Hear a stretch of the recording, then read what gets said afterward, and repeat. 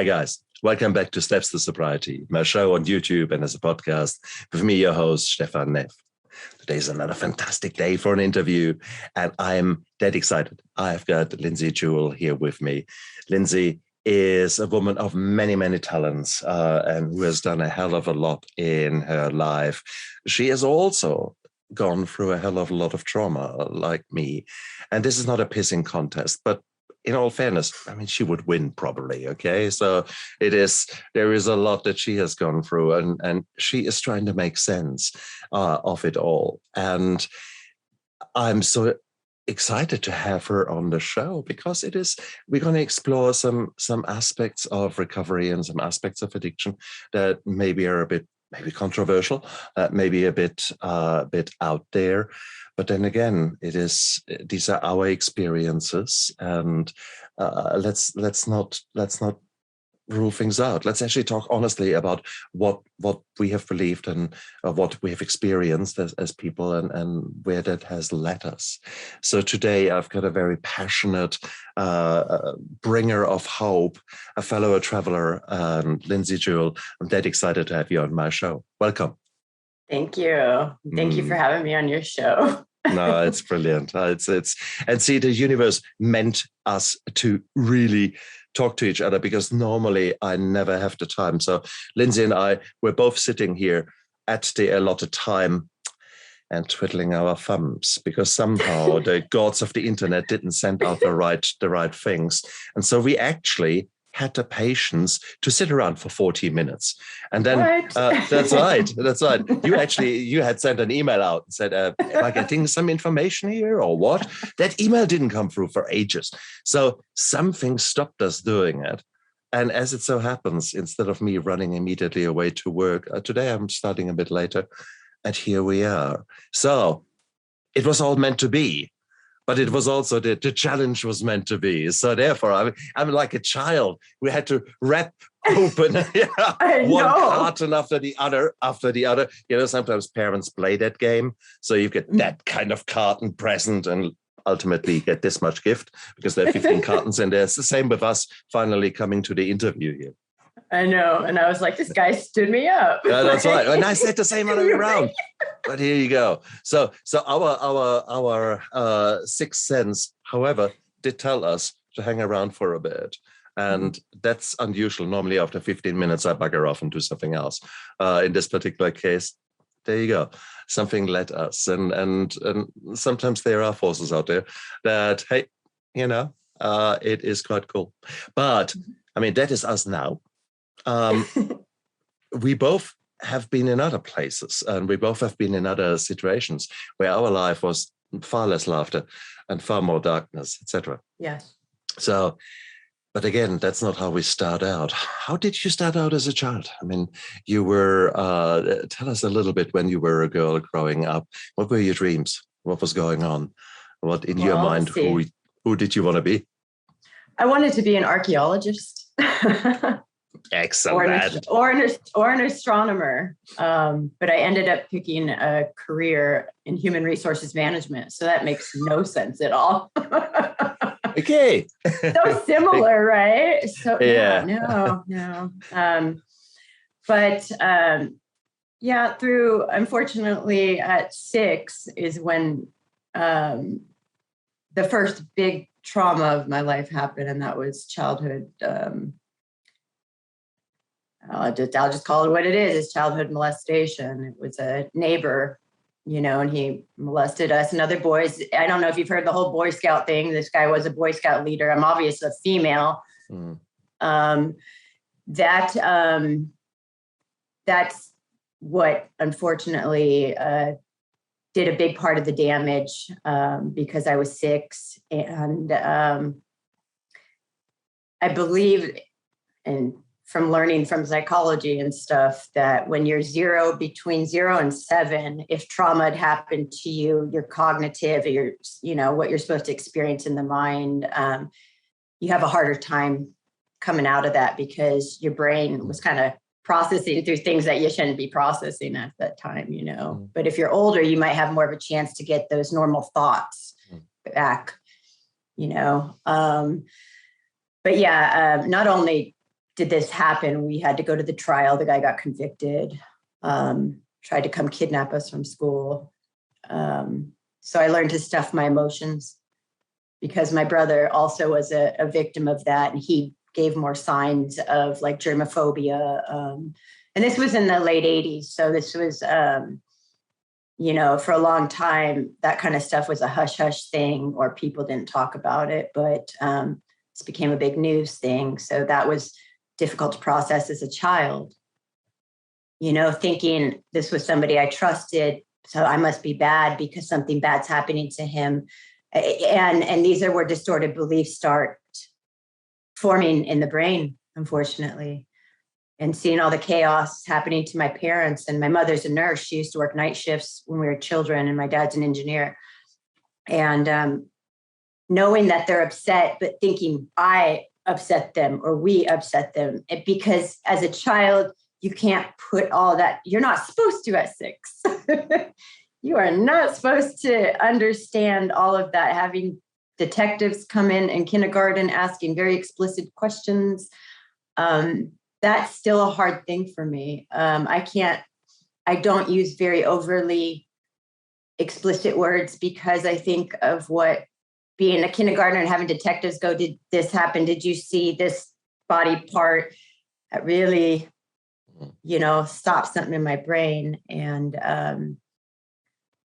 but I learned to stuff emotions because I didn't want my parents to be upset anymore about, what was going on, all the chaos. And that's where I learned to, like I said, just shut down. And then at 10 is where the cutting came in. Makes sense now because I had so much emotions flowing through my body. I didn't know the outlet. And, during this time, I have loving, really great parents. I do. And no parents come with a manual of what to do in case of XYZ happening. And, you just hope that you're not one of those. So I love my parents. And they did put us in therapy. But in the 90s, in the early 90s, it was, oh, you had trauma. Here's these pills. Take these pills, take these pills, take these pills, take these pills. It'll make all the monsters go away. And that was my perception.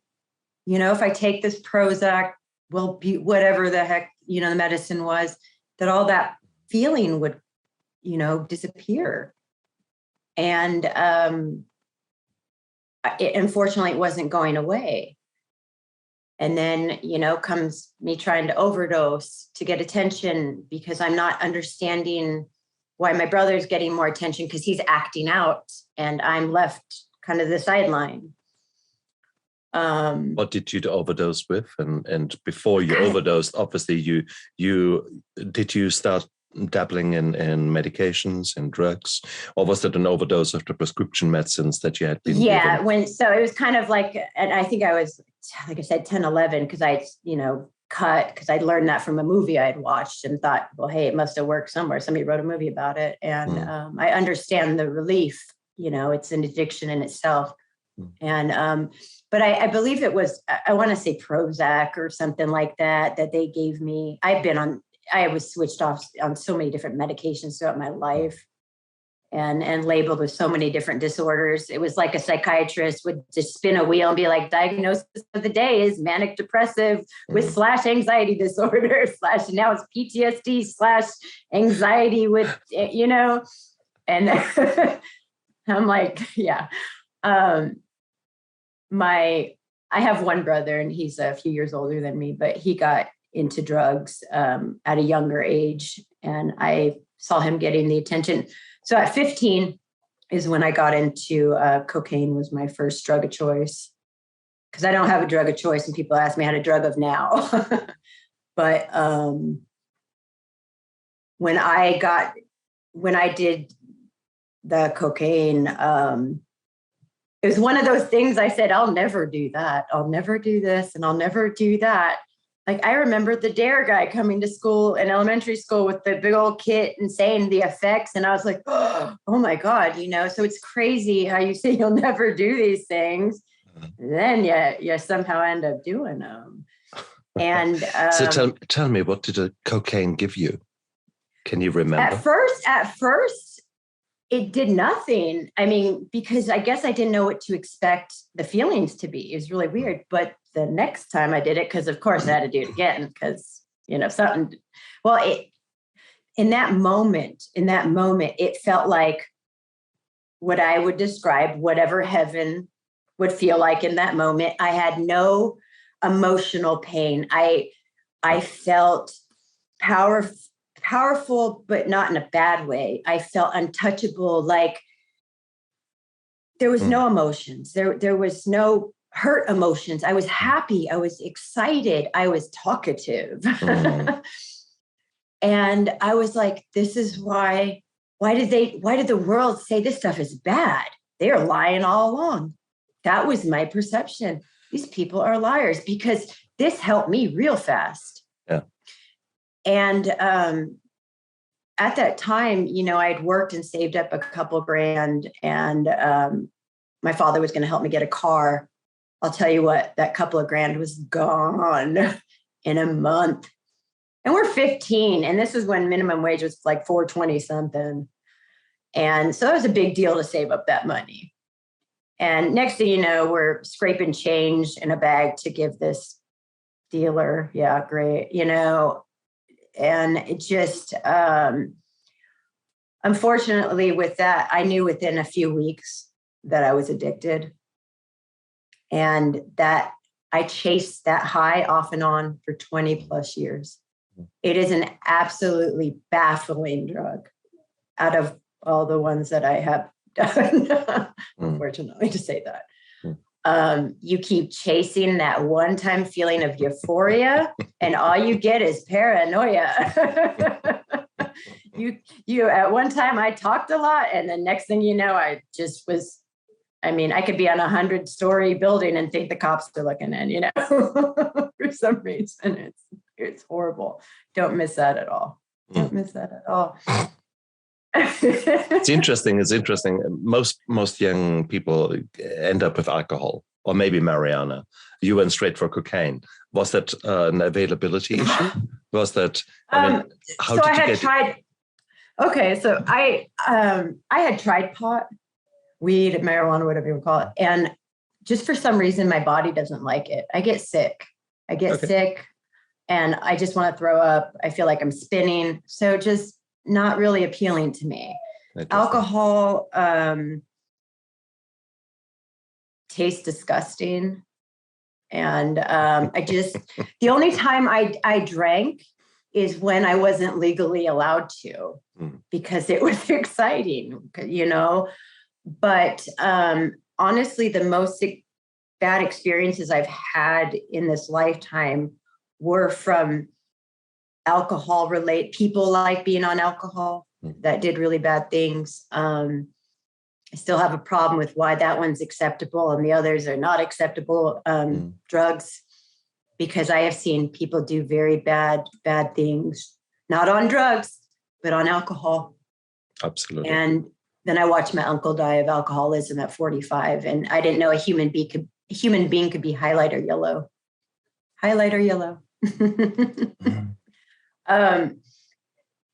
So yeah, the cocaine was, that was, and it was so glamorous, so appealing. I mean, even as a teenager, I was going to parties with kids from school, like their parents who were executive workers.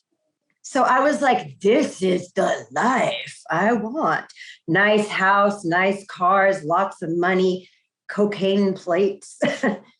I mean, that was happiness. That was, at that moment, that's what I'm searching for. It looks great, but unfortunately, you need more money. And then you end up somehow with nothing, It's funny that is, isn't it? Amazing. Yeah, that's right. Yes. And no matter how much money you have, there's never enough. It is just absolutely horrible. And if you tell me that you were a cokehead and you didn't look on the ground for cocaine, then I don't believe you. I have tried so much popcorn stealing when I was Uh-huh. And it always gets stuck in your nose, isn't it? It's a bad thing. I'm Absolutely. being honest. I hear you. It's horrible when it gets to that point, and my mother, put me in treatment when I was an adolescent. Of course, we did where they give us our schoolwork there. So we did treatment and did our homework. Actually went to a kind of high school for kids who had addiction problems where we got drug tested and stuff. But like I said, I do these things and it was kind of hush, hush and get back to reality, get back on track, go to college and do this stuff. So that's kind of the life. I had to be this winning kid because my brother seemed to fall off the path. So I had to be the one that was going to go to college and make everybody proud. Yeah. Can I go one step back? What about your parents? Did they enjoy a drink? Did they maybe enjoy escaping reality for other ways? So, and my mother, I'll have her watch this, so I don't care. My parents are not addicts. Now, I see my dad, they're social wine drinkers. They're older now, but as children, no. My mother is a nurse. She never done drugs in her life. My father, like I said, he was adopted. Now his half brother died in Germany of a heroin overdose. He didn't really know him, so I'm still kind of baffled with, is there an addictive gene or is it your circumstances of what you're raised around or what trauma you've experienced that make you more susceptible to addiction?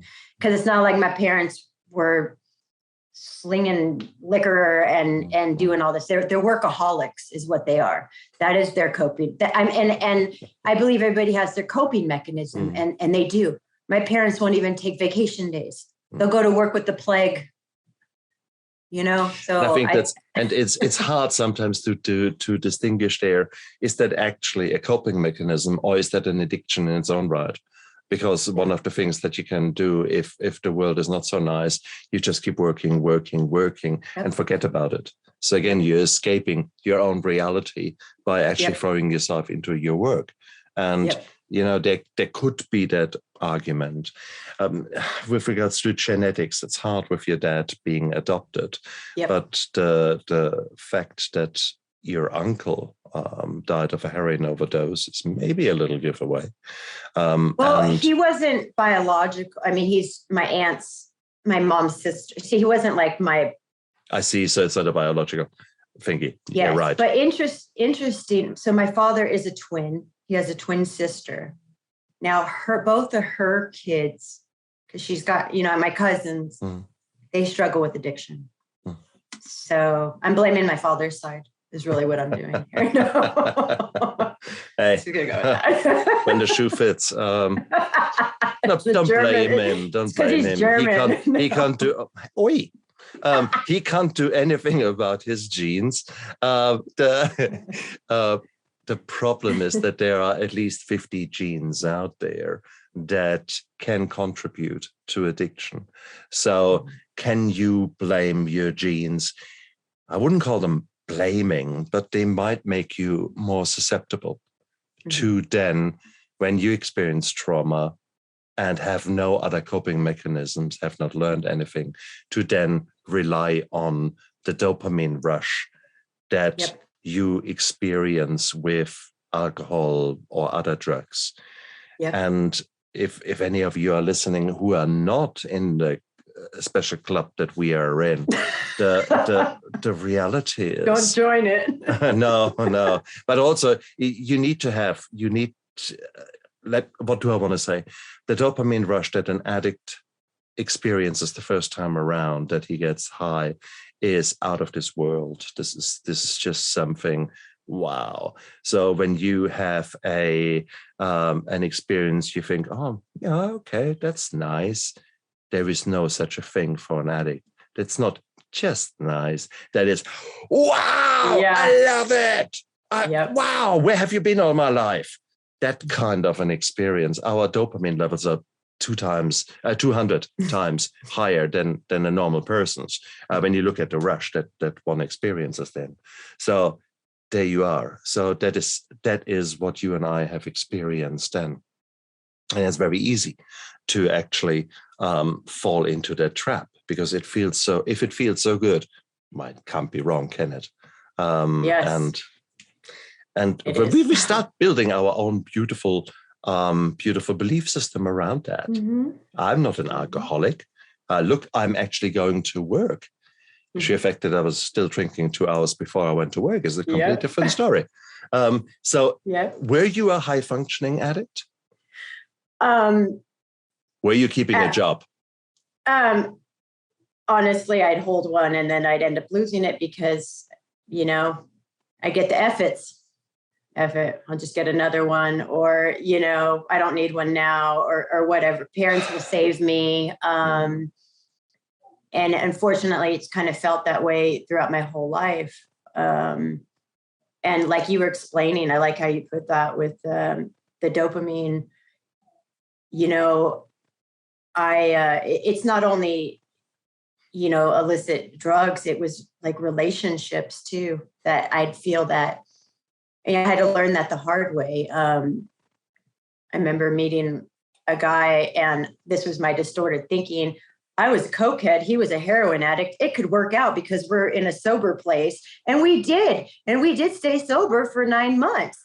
But the labels that we put on ourselves, like, as long as I'm clean from cocaine, I'm good, right? But you could drink, or you could, and that's how you learn. It's a fun learning process of what you can and cannot do, and it progresses, though, unfortunately, until you learn all those little fun lessons, because is this all too familiar?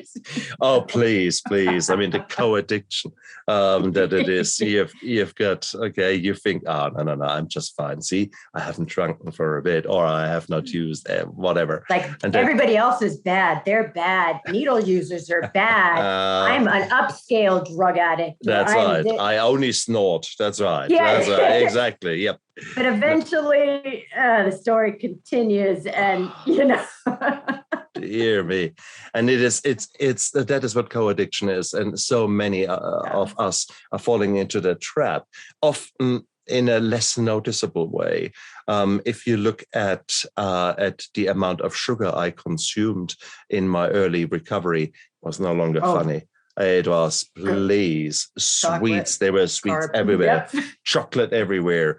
To where you have to puke, where you want to puke. That's how much you will engorge yourself. I've been there. Yep, it's fun. Exactly. And it's just weird. And you don't accept it. And whilst people tell you about that in early recovery, it is a very hard one not to do. Okay. It is nowadays, I have weaned myself off that as well. Mm-hmm. So I've weaned myself off the sugar. I'm still struggling with the emotional overeating because the underlying problems, however far I've come on my path, are still there. I still want to satisfy a craving with, let's just eat something. Oh, that feels so good. And that typically happens at 11 o'clock at night.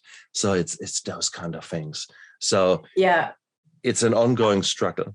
And that's where I have to say, once you're an addict, once you have been admitted to that club, it's a lifetime membership. Well, and your mind, when you quit substance, still has other sabotaging methods that it wants to utilize. And whatever, mine, I used to self-mutilate, and that stopped. So, but your brain wants to lash out for a fix of, I don't like this emotion. What can we do? We're not going to go to option one, because option one leads us to bad places. Option two, it's not good either. Option three, maybe because I'm the opposite of overeating. I'm like undereater. It's like when stress comes, like I don't even think about food. But in a sense, it's a self-sabotaging. It's just to hit in a different receptor. Exactly. And so we put all these different labels. It's just, God, talking to you just makes me go, God, did my poor soul that I put myself, all the stuff I put myself through, and all the characters that were in this nice storyline of mine were, just like, what was I thinking? But it's okay, because I'm here today. But yeah, I would stay sober, and then my crashes happened in relationships. That was always my crash, because I'd usually pick somebody who stood for exactly the opposite of what I did for some reason. I love honesty. I chose a liar, I mean, just, it was weird. The kind of the fighting and making up. We got to fight because it's a rush, right? It's a rush to have these intense fights about nothingness. And then fast fueled, after that. And it's a high. And then let's love each other. And then let's go through this domestic violence cycle all over again. And you think you'll find your cure in love. That's my cure. No, that's just another addiction for you. It is a painful. And I went to college, I do have a bachelor's degree, which means nothing now with the criminal charges, So I don't preach to my children like that. I mean, college is great, don't get me wrong, but I mean, it means nothing when you're labeled, when you finally get to the bottom end. The 3 ways that addiction ends is what: jails, institutions, death. So when you max all those out, a bachelor's degree means nothing. I used to do recruiting. Now I'm on those background checks that I used to do. Okay. So you're an overachiever, in other words. I like that. That's fun. See, most people, they end up in one or the other. Typically, once you're dead, well, there's not much coming back from that, although we might come to that. There is, most of the people don't come back. No. So if you're an institution and get clean, that's good. So I would call it either dead, in jail, or in recovery. That's sort of the 3 options that I typically quote.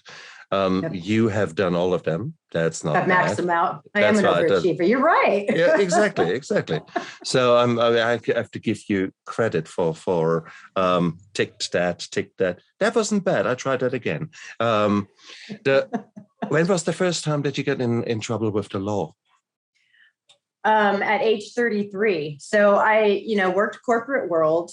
Lost a job because it fell back into a cocaine binger. I did join the military. I quit all the substance, went into the military, but the child molester got out of prison because he was only sentenced to 22 years. People don't know sex offender laws changed in the early 90s, in the US at least, okay? And now they get life sentences. They know that kind of poison won't ever get rid of itself, maybe.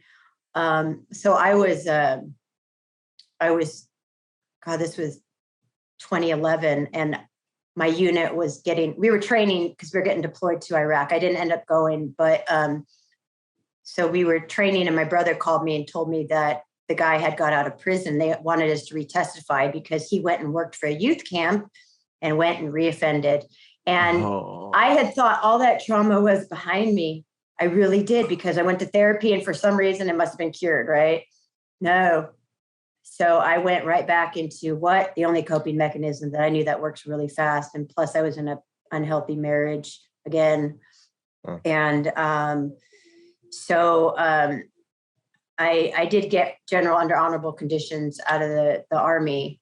And at that point I was pretty defeated. Now, at that time, sorry, dishonorable, did you say? No, general under honorable. Yeah. I don't know. Good Oh, okay. So dishonorable is what you don't want. That means you're just screwed. Yeah. So meaning there's honorable or general under honorable conditions. That means that you can still get your benefits, your VA benefits and stuff like that. Sorry. Was there a recognition at that time within your unit or within the Army in general terms to provide you with assistance? So unfortunately in the military, if it was alcohol, because I failed a UA in the Army, I failed for cocaine. If I had failed if it would have been alcohol, I would have been able to get treatment and have been fine. But since it was, since they were downsizing at that time in the military, it was kind of everybody goes, and that's how the military works. You could either screw up and do no wrong and they need you, or when they're downsizing, they're flicking everybody out. And It's fine, because for the rest of my life, I get paid, I get medical benefits, and it's a blessing when I look back at it. Something has always aligned up for my higher good. It really has. I just didn't see it at that time. All I saw was darkness, and life is destined for pain. And now at that time, I injured, like most people in the military, my back, and was dished out a lot of pain pills. And so then came the pain pill addiction. And after pain pill, doesn't come marriage, it comes heroin. Sounds like some horrible nursery rhyme. First comes pills, then comes, then comes you in handcuffs, because what led to the handcuffs? So I had divorced from my second husband and went to clean myself up, because I actually had to come to terms and tell my mother I'm on a substance that I can't do myself. That was hard. Opiates are a total different ballgame than cocaine. You're physically, it's a horrible physical dependence, probably like alcohol, though I haven't experienced that one. But, the physical need for it just to feel normal is what you chase. There's no high. So as an adult, after not having a husband and I had kids and stuff, it was like, where do you find friends?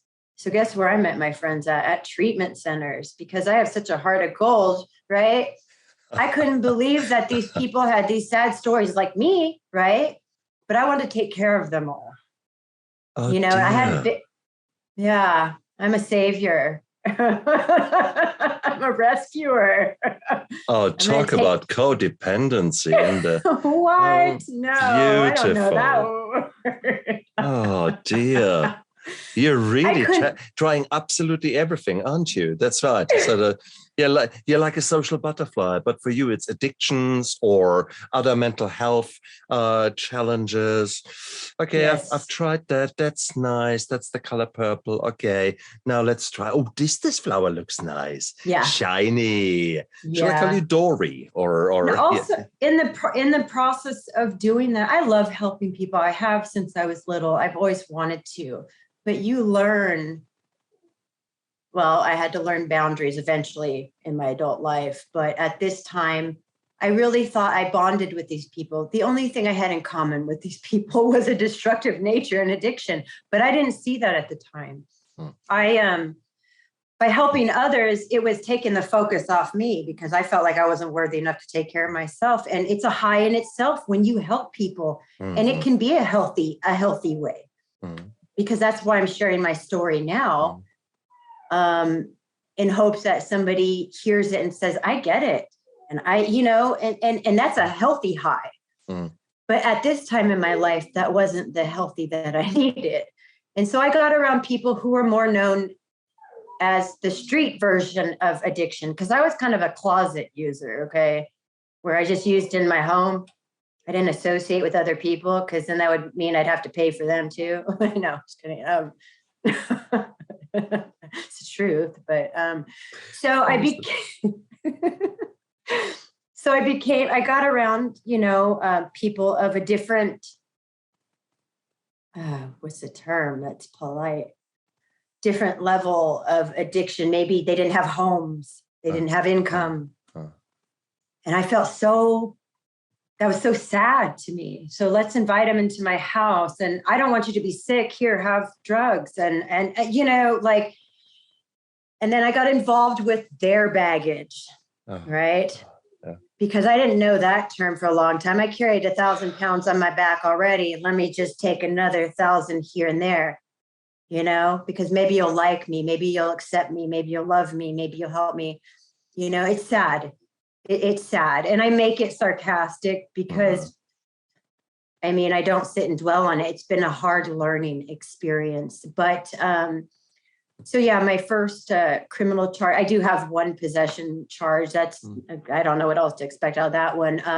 But I did get involved in the criminal world and, just simply hanging out with other people doing bad stuff. And that honestly, as much bad stuff that I had thought I had done, I was okay with the charge I got. And it was a burglary charge. And it wasn't even like that. Okay. But that's what it is. And that's what I got labeled as. But I was like, is all the times I've shoplifted in my life, that was okay. That's how my mind thinks. So, you know, I try to see the bigger picture out of things. And so, yeah, I did probation and I learned that they really don't, you know, you got to figure it out. The legal system, people would say, is out. It's set up for failure. No, I don't know how it is in different countries, okay? But it is not set up for failure. You set yourself up for that failure. They want you to get clean. That's all they want you to do is get clean and preoccupy your time by groups and NA or whatever healthy mechanisms, right? So you get in a routine. You're the one that makes it hard on yourself by going, nope, I'm going to go back to these people in the same playground. And you're not going to tell me how to live my life, Dad. No, you know, like little kids. That's interesting. What kind of experiences did you have when it came to treatment programs? Did you equally collect your nice collection of treatment programs as you did your nice collection of I have addiction? Great trophies of treatment programs. Excellent. Yes, I've been to. Yes, I received a certification and a chip for each. Excellent. And also sabotage because people told me I'd do so great because I was so, God, and because they believed in me, I was going to do so great. And so I had to sabotage that right when I walked out the gates of treatment, you know. It's baffling. And I'm very compassionate towards myself now about what I've experienced and how sad it is of what I believed that it was nothing. Even though I knew I had this great heart, I believed it was a curse. I have a beautiful heart and I live by the golden rule. Treat others the way you want to be treated. So people that have experienced the same traumas that I have a trauma bond with them, okay? Good old trauma bond. And I never want anybody to experience those moments where I felt less than or alone or just wanted to be seen because wanted to die, you know, like those moments of life where you're like, please, somebody say hi to me because I'm about to just off myself, you know, and like, I never want anybody to feel those moments. And I always, you know, read things. I grew up Catholic. That's the unconditionally loving God with the conditions that I didn't fit into. You know, I kept wondering why I had this huge heart. My mom always said I'm all heart and I need to figure out to connect that brain with my heart. And I was like, well, they talk about it this in the Bible, like, you know, all this heart stuff, but I felt like it was a curse. People used me. People stomped on me. You know, people were like, she's so nice. Let's take advantage of her. You know, I had to learn. It took me a long time to learn boundaries. Like I'm just now getting there. Boundaries are because I put boundaries in place, but quickly I'd somehow not stick with them. If this person ever does that, I swear, you know, and no, because I wanted acceptance and love from people. I wanted to feel validated. And it sucks. So,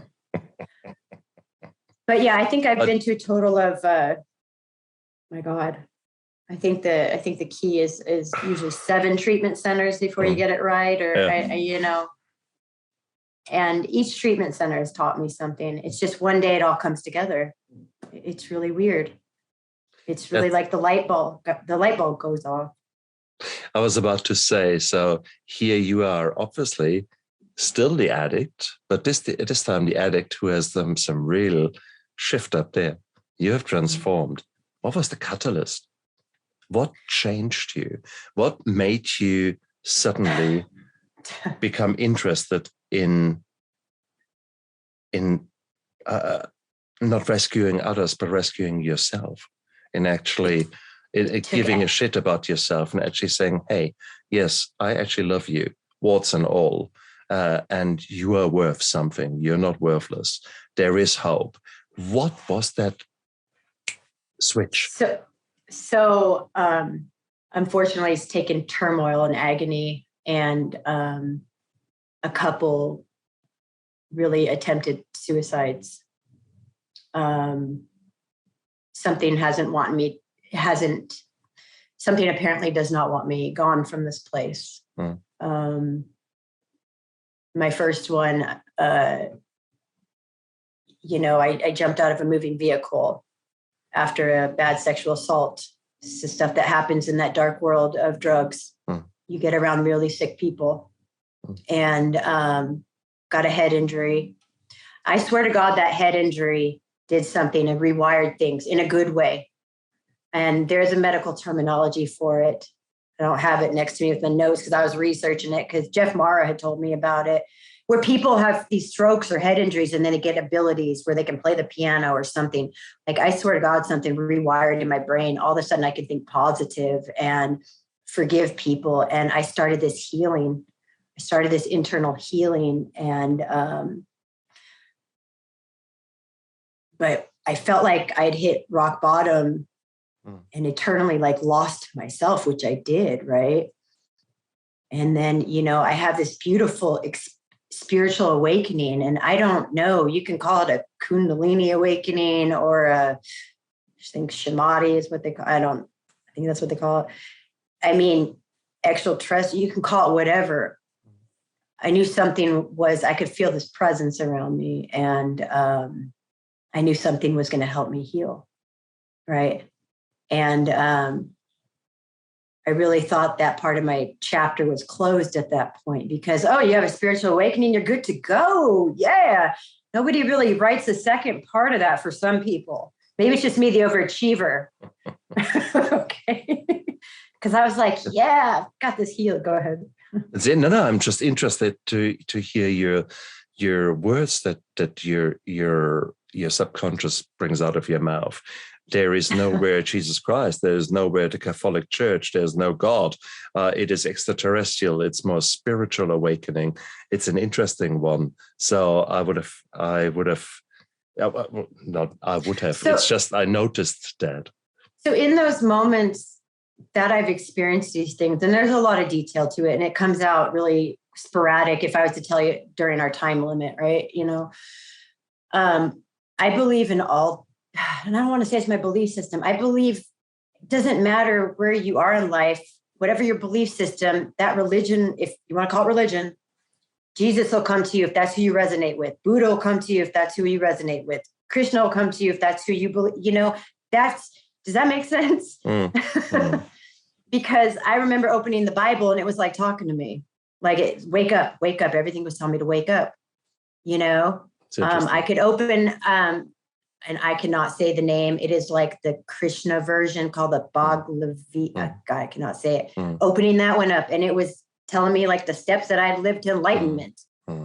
I think in reality, when the time is right, even if you open the San Francisco telephone book, that would still send you a message if you're actually ready to actually make the change.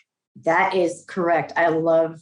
Yep. I am glad you put it that way. You could open a comic strip and it talks to you. Exactly. I'm serious. It's telling you to wake up. Yeah. And telling so there's something out there that you've experienced where you suddenly felt, wow, a power around you and something rattling your cage and say, okay, come on, girl. You've played enough. Even radio stations. I don't know. I think most people have experienced being in their car, maybe going through a dark moment. All of a sudden they turn the radio station, and all of a sudden it's usually a gospel station that's or preaching or singing a song that's about your life that's going on right at that moment. There are signs that we are around us all day, and sometimes we don't want to see them. But one day we will see them, hopefully, And of course, the skeptic would say that is how the whole business of horoscopes is being created. You're just so vague, yet specific enough that it is meaningful for you. There will be a change today in your life. Yes, that could be the weather, or there could be whatever. And you've lost something. That's right, exactly. So it's the skeptic in me says, "Oh, yeah, right." And yet, at the same token, there are forces out there. There's so much more out there than we can grasp. There's as simple as that. Oh, Yesterday again, I was driving down to a big intersection. I was standing there looking across to a woman on her bike. And there was no way that she could have seen me looking at her, because literally it was I was 45 degrees towards her 6, so it was 7:30 kind of on the clock. And she looked around, looked straight in my eyes, and she had perceived that I was looking at her. And how the hell did she know that? There is no sense to pick that up. I was not driving my car. There were 15,000 cars around us. How the hell did she look in my eyes? Exactly in my eyes, not just in my direction. And you sort of think, well, yeah, come on. So how does that work? So there's so many other things out there that we haven't yet understood, or which we don't know. So I think that's fair to say. Where do you draw the line between or normal? I'm not normal, so I don't want to be normal. I don't want to be normal either. Whatever that. Normal people scare me. Okay, they scare me too. I like to be weird. Something switched you. So something was there to actually say, okay, bang. Yeah. So even like when I got out of a treatment center, I remember saying, we're going to stay sober this time. We're going to stay sober. And I remember seeing, and it was weird. All of a sudden, I kept thinking, I was so scared because I just had always relapsed. I didn't want to repeat the cycle. And I remember seeing a hearse pass, a funeral thing, and then all of a sudden a police car. And it was like reminding me, this is what happens. This is what will happen or can happen, And I was like, how did those both pass at different, it was weird. But, there is a force. I feel like Luke Skywalker. There was a force, but there is a force. We are not the only people on this universe. If that was the case, I'd be scared. I'd be scared if we were the only planet with this human beings here. I'd be scared. Yeah. That's all. That's it. Here we are. This is intelligent life. Yeah, no. At the moment, there's not much intelligence around. So, no, I don't subscribe to that. Hit my like and subscribe button. Yeah, no. So what's crazy is even after you go through this interesting spiritual awakening where you can see signs clear, the world becomes clearer to you. For me, synchronicities is something I picked up on. I see number patterns. I'll call them messages. That's the only way I can describe them. Like it's when you hear something at the right time, right moment. When all of a sudden you're talking to someone, you're like, how did you say that? I was just thinking that. Or, moments like that. There are higher beings, and I don't want anybody to be biased if I don't say angels, or if I don't call them this correctly, I'll say beings. They're highly can go through us and talk through us and help us for the better, but I also think there are dark things that don't want the best. It's like a parasite. But even after I felt that presence, my mind was healing, right? Like my mind, body, and spirit were healing. Let me say that. I thought like I was cured. Like I got this. Like I don't have to worry about bad things ever again. Like I've done all that. And I was yet to face another lesson. And that was January of this year, where, I fell back into, I learned the valuable lessons that relationships were a very big problem for me. I've heard some of your shows, I think, talk about this, the narcissist I will label myself as a complete and utter empath. And, you end up attracting, it's not like planned, but a very sick person. And this one was the worst out of the worst I'd been with. And they take everything from me. It feels like they take your soul at the end. And, of course, substance came back into play. And, oh God, I was defeated. But so I tried to, actually, I did.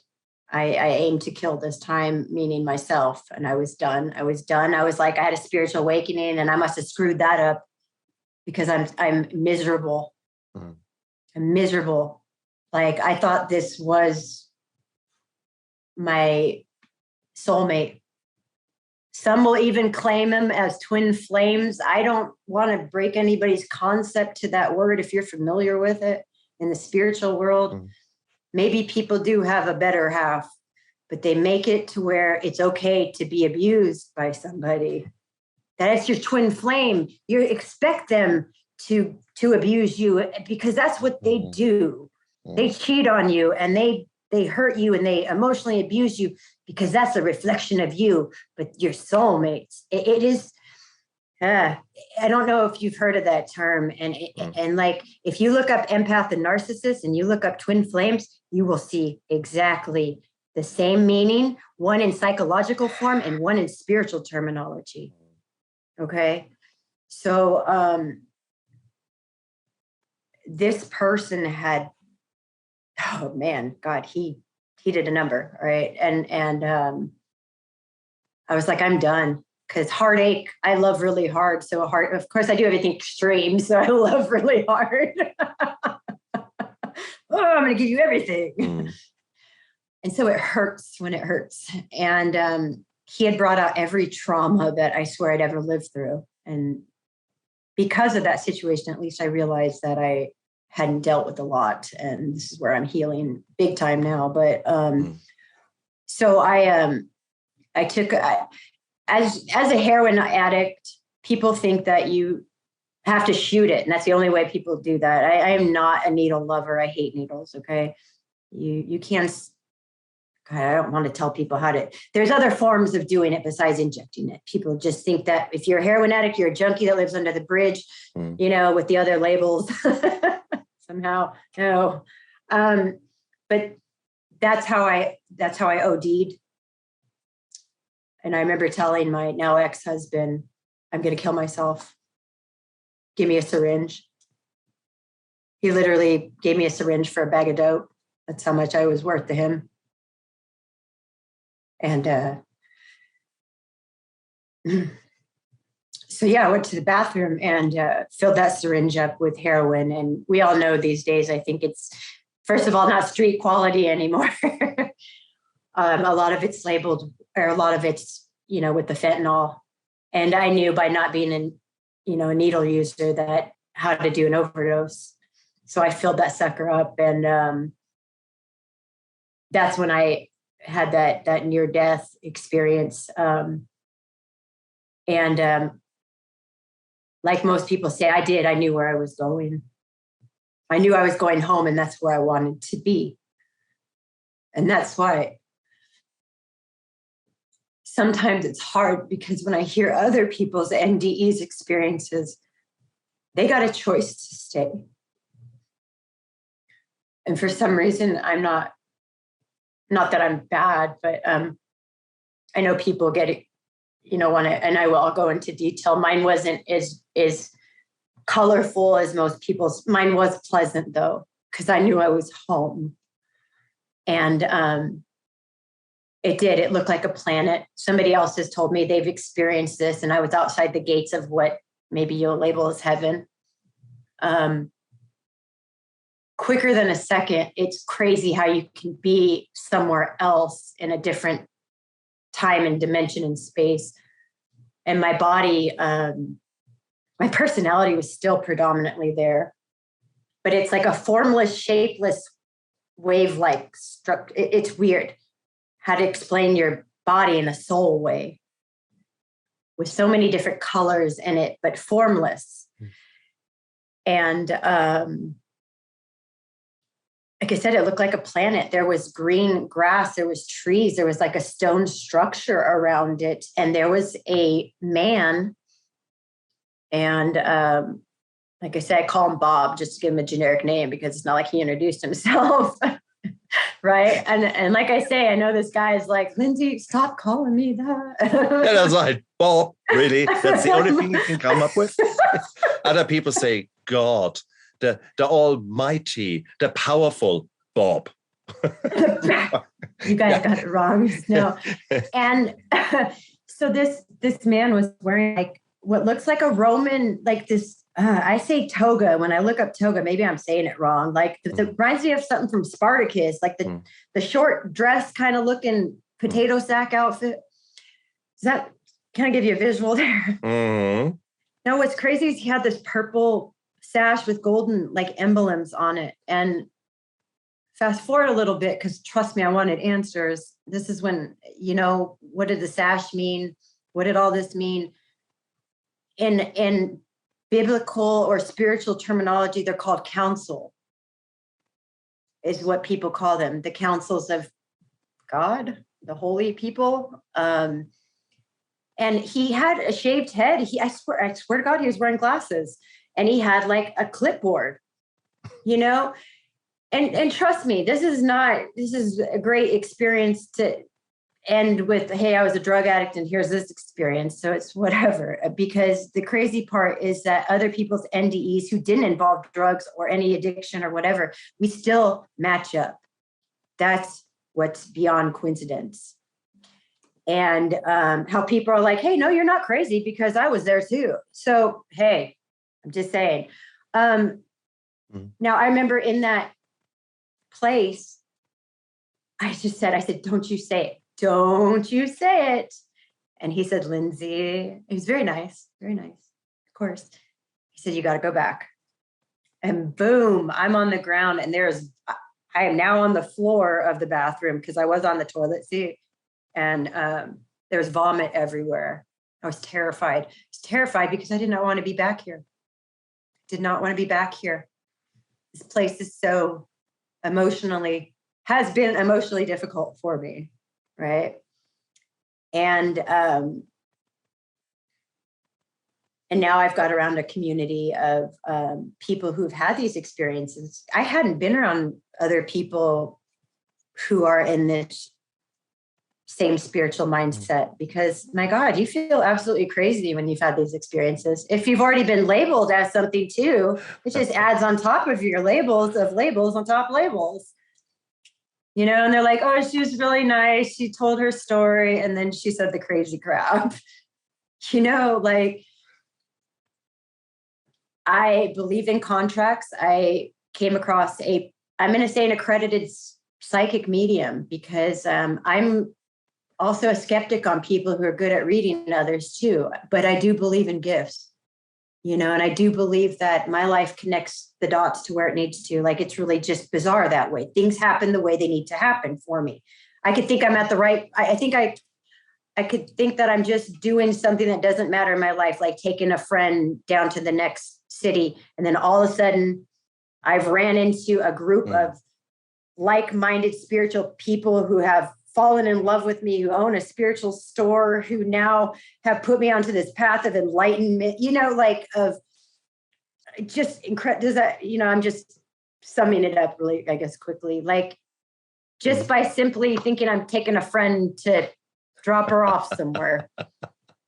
That's it's just weird. And so there's this one, and the word psychic medium, I don't know. Her name is Christy Peterson. And I met her at like a holistic kind of spiritual fair where people get together.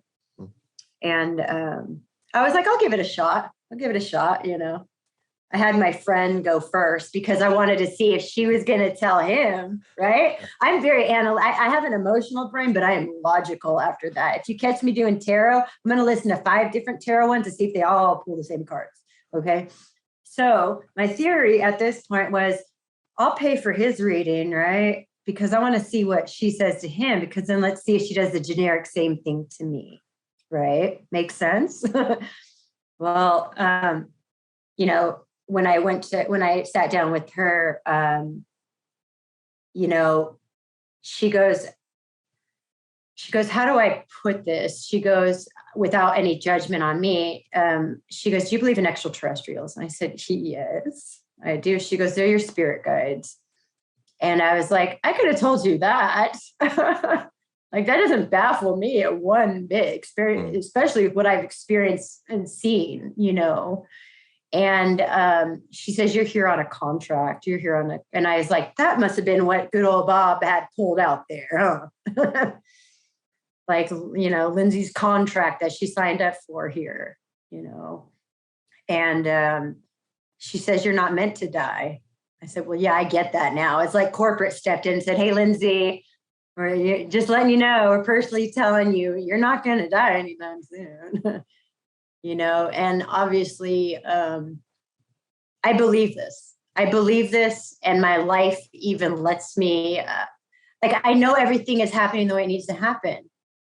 And I keep hearing the words, you need to write a book. And I swear to God, when I hear the message more than like 3 times, maybe I should write a book. Do you know what I'm saying? Do you understand? Does that make sense? Am I crazy? You can call me crazy. It's fine. I've been told worse. Well, if you come on, let's. So, if some of the listeners are thinking, what the hell is she on? Have you never had gut feeling? Have you never had a very strong sense of I need to get out of here? So, what was it that you picked up there? What was telling you that there is something not right here? You're in danger. Get the hell out of here. So something you picked up. You could say, okay, maybe there was a person in there that gave you the 95% nonverbal communication that you picked up. Hang on, he's looking far too long at me. That's a psychopath, sociopath. Get the fuck out of here. Yeah, maybe. But there's so many other times where people switched seats. Why? They didn't know. Or they decided, no, I will not get on this plane. Couldn't tell you why, etc. We're sitting on a green light and we're convinced, no, I shouldn't drive now. Next thing is police chase comes through and things like that. You could say, they've listened to the sirens or something like that. Yeah, it could be. But there are many, many stories like that out there. There's a bit more to it, in my opinion, than just, no, these are just some senses that you have picked up, etc. So no, there's more out there, and there's not necessarily something wrong with harnessing such powers. And I loved it how you accepted it, that there are good things out there and that there are bad things out there. Because the same powers, the same voices could not just tell you, hey, it's enough to stop hurting yourself and actually maybe do X. But it could, of course, also tell you, hey, look, the world is evil. This guy is evil. Why don't you take him out? And that's really, really hard. So there are voices out there. There's some people who have schizophrenia. And they very literally hear voices. Yes, the television told me to kill him. Yep. And hang on there for a moment. So that's the hard line. So at the same token, I certainly in my life have had experiences that you can't really explain. And they are there. I've lived these experiences and I can't rationalize them away. I can't prove that I'm wrong or this was a psychotic episode or whatever. No, not really. That was something I've experienced. So nothing wrong with that. But I think I strongly believe in doing good things. And making sense out of trauma. And I think that is whatever it took for you to get your message, that it's time to change. And however you dress that up in your own belief system. I love it that you're so generic in the description of God, energy, power, whatsoever. Because I don't want to offend anybody, because God forbid if I say one wrong word, somebody's like, Jesus Christ is this is fine. I believe in them too. Just whatever, like Mad Libs, just fill in whatever word that works for you. Exactly, Don't focus on that. Focus on the message in between there. Yeah. I like that a lot. Especially if that message says you are worth something. You are, yes. Don't give up. It's not your time. It can mean so much. I had recently saved someone's life without knowing that I did. And it was just by a telephone call, by getting in touch. And that person had lost all hope. And I called out of the blue. And this call, which was not, I hadn't had it anywhere in a calendar or something like that. I just thought, hey, I should ring that person. And that person later told me, wow, it was your phone call that made me switch around. So how the heck did I think, after many months of no contact, did I think then and there about that person and actually followed through and made that call? Huh. So I get it. Like, I go to these, I didn't even know they existed, but this lady who owns this kind of spiritual store does groups where I get to be around psychics and healers and all really awesome people. And this psychic who wasn't trying to promote herself or be like, here's my card, give me a call. Like all of a sudden, because I felt awkward because I didn't know anybody in there, she goes, like at the end, she looks at me and she goes, did you start a new chapter? And I'm like, what do you mean? I got divorced. Like, is that a new chapter? She goes, and I was like, you're the psychic. Like, tell me. And yeah. Well, I mean, because I don't really have too many people that have died that, with the whole spirit thing, like just grandparents. And when she goes, you've helped many people. And I bet I have. The problem is I just never really thought that I did anything except screw up myself in this life. And just like you were given that example of saving somebody's life, I think a lot of times we do help people. We just never maybe get to see the rewards of that or know. And that means everything when you hear that you really changed me or you really inspired me. By doing this, just that one podcast where, my God, I was like, yeah, I saw, there wasn't too many bad comments, but there were some, and I was like, oh, please don't shame and guilt me, but by seeing people say, I loved how honest you were. I struggle, or I've struggled, or I've lost somebody, or I'm going to an AA meeting right now. Saying positive things that I help them. That means the world to me. Isn't it? So sorry. No, sorry. Oh God, here we go. Okay, fine, I'll go for it. Out of 100 comments, 99% could be good. And that 1%, depending on my mind frame, could take me or break me. Do you know what I'm saying? And I work on that. Please. Because I almost wanted to give up and go like, why did I come back? Why did I come back? Because I'm not enlightened enough for this channel. And I'm too traumatic for this channel. So what do you want me to do here, universe? And you know what?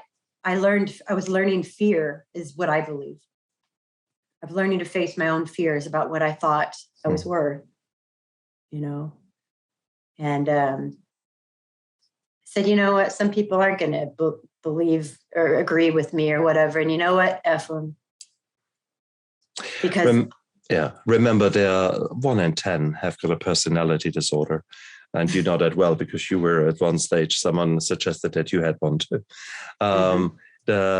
But having said that, there 1 in 10 people are not the nice people. And there's 1 in 10, 1 in 100, I do apologize, is a psychopath and a sociopath. So here you go. These are the chances. So guess what? All these trolls out there on the internet, they're having a great time. They can feed their own needs very nicely by destroying your life. And sometimes it can be as bad as one bad look if you're in a relationship and your life comes tumbling down. And when you're when you're just in the right vulnerable moment, and someone just pulls the rug from underneath you with one look, one glance, one word, or one email, one reply to your podcast. So it is hard, bloody hard. But then again, this is where you are speaking out, because you're sharing those sensations, those feelings with others, because others will have exactly the same thing. Their imposter syndrome, their my God, I'm not good enough. Why? How could I possibly do X? Well, by us to sharing here and by us to actually opening up, maybe we can show them that it's okay to try. It's okay to go out there and try to make sense of whatever happened to you in your life. It might pay to look at how you contributed to those things that happened to you, because it always takes 2 to tango. And there are always 3 sides to a story: his, hers, and the truth, isn't it? So yes, exactly. So I think the bottom line is there is, with everything in life, you have to step back and practice a bit of mindfulness and just accept some things you cannot change the things you can, and please find out the difference between the two of them. I know that one. Exactly. We've been there a few times. But in all fairness, when I walked into rehab, there was this big serenity prayer there, and I read it and I thought, wow, how did they know how I feel? Have they hung that up for me? There was a message for me. Talk about messages, okay? The definition of insanity. Oh, yeah, true.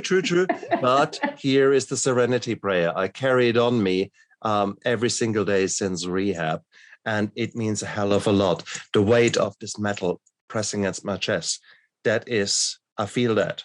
And that's the serenity prayer. And that reminds me. And it's not something I hold on to, but it is this little, okay, you choose your battle, in other words. And I've chosen too many for the wrong reasons. And so no, it is, wow, Lindsay, I mean, we had touched a lot of things, some things controversial, some things that other people say, oh, come on, you lost me half an hour ago. And that's okay. That's okay, because the reality is not everything is for everyone in my show, but it was an honest exchange and an honest talk about things that other people don't talk about. And I think that's important. You guys out there, you draw your own conclusions.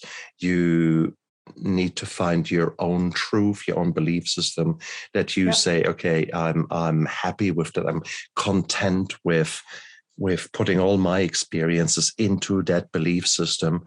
And I think that's a very positive outcome if you can take it from that point. But it will be a rocky road. There's no 2 ways around it. Oh, yeah. You said 7 rehabs and then some, plus some run-ins with the law, etc. Sometimes you need time to actually heal. Not sometimes. I look at those people,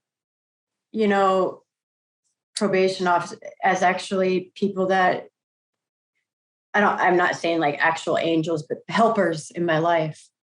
No matter where I've been at and how far down I've fallen, there's always been people to help me. Which is beautiful. So. If you let them. So, Correct. but that's right.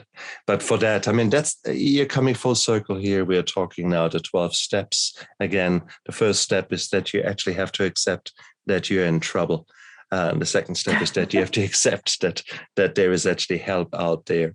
And these are the things. So if you're still in the 95% of addicts realm where you say, nah, there's nothing wrong with me, nah, then welcome to addiction. That is a hallmark of addiction, that you believe that all the things that you're doing, they're absolutely normal. That is just fine. Yeah, right. You get used to the darkness. Well, exactly. And that's 95% of addicts, of alcoholics will be like that. But then one day something will shake you to the deepest foundations. And that is when recovery truly starts. That's when you suddenly open up. And some people, like Lindsay, have to go to extremes. But hey, whatever it takes. You are here with the message that, nah, it's not time. And if they don't want me, and what I'm putting up, I don't know where you've been. Okay. So heaven, hell, who cares? Bottom line is you found your voice. And that is the voice of recovery. And that is the voice of giving hope. And that's a beautiful voice. And we need to hear that, because there are too many people out there who live in the darkness and who have lost the hope. So that's really, really good. And for that, I commend you. And for that, I'm grateful to you, because the more we all can spell it out, that there is hope, the better this world can be. And you said it already. You heard a few times, write this book. And indeed, this woman has written the book, or nearly written the book, shall I say. Yeah, I'm learning. I'm using Amazon. I don't know, but like I said, it's called the Cycle of Sevens. But I have it for release on December 7th. Yay! Perfect. Okay, cool. And if people want to get in touch with you, how could they do that? What is the best way for you? I mean, I just really have Facebook and an email. Mm-hmm. If you want to link that. Yeah, I don't. Guys, look down there into the description of the podcast and of the YouTube show. Well, I don't have fancy websites. Oh, no. You are a fledgling author, and you have found your voice. And sometimes once you've taken the first step of action, there's no way of stopping you, because there's so much wanting to come out. So I'm looking forward to having you back in a year or two to actually see the new Lindsay, the new and improved version 2.0. Yeah, watch out, world. That's right. But no, the reality is we all are on our path. We all are changing. And those people that come onto my show, they have gone through hell and back. They have been in very dark places, and they are now no longer taking life for granted. And that is the most beautiful position that you can be in, that you cherish every second that life gives you, that you go out there and kiss life, a French kiss the morning, honestly, because it is right now. Everything. Exactly. Right now, this is what you have. Be grateful for it, and you don't know what the next second brings. So there you go. Yeah. Lindsay, that was an amazing interview. Thank you so much for your honesty. Thank you. Because thank you for almost standing me up. No, I'm just kidding. And officially, this is the longest interview, or the longest time that I sat in this chair, keeping in mind that we waited an hour for each other. So that's cool. But it was meant to happen, and that is absolutely cool. Hey, Lindsay, thank you so much for your time. And you guys out there, look after yourself. There is hope. There is a way out. You might not be able to see it right now, but there is a way out. Believe me. Don't give up. Stay strong. I believe in you guys. Look after yourself. Bye. All right. Bye.